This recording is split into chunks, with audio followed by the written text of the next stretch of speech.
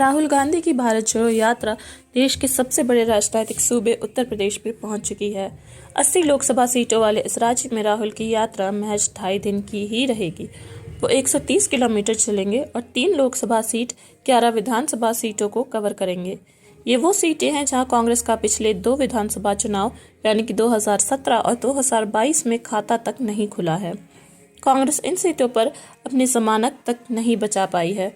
ऐसे में सवाल खड़े होते हैं कि क्या 2024 के लोकसभा चुनाव में राहुल विपक्ष का चेहरा कैसे बन पाएंगे। कांग्रेस सबसे बड़े सूबे में अपनी जड़ मजबूत किए बिना भाजपा को चुनौती कैसे दे पाएगी। राहुल गांधी ने अब तक की अपनी भारत जोड़ो यात्रा में सबसे ज्यादा समय उन राज्यों में दिया है जहां कांग्रेस ने लोकसभा या विधानसभा चुनाव में अच्छा प्रदर्शन किया है। केरल में 20 लोकसभा सीटें हैं। कांग्रेस ने 2019 लोकसभा चुनाव में यहां 15 सीटें जीती थी। वहीं राहुल गांधी ने 18 दिन का समय दिया। राहुल ने उन राज्यों पर फोकस किया है जहां भाजपा कमजोर है या कांग्रेस भाजपा को सीधे टक्कर दे सकती है। राहुल ने मध्य प्रदेश में 16 दिन, राजस्थान में 18 और महाराष्ट्र में 14 दिन का समय दिया है।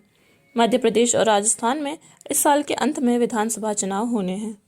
जिन राज्यों में चुनाव होने हैं वहां भी राहुल ने समय दिया है।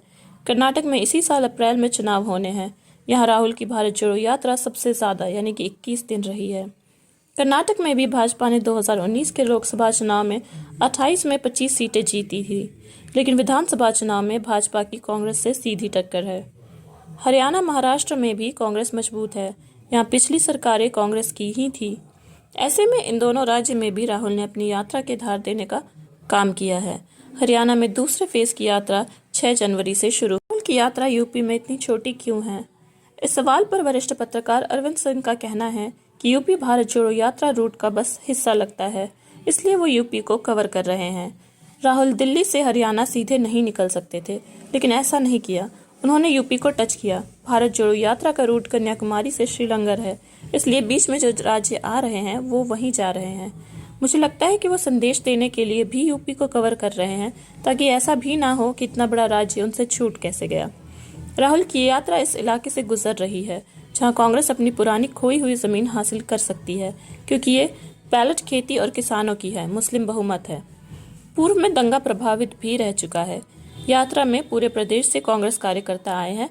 इसके साथ ही इतने बड़े राज्य के लिए कांग्रेस की भविष्य में जरूर कोई योजना है, ऐसा भी लगता है।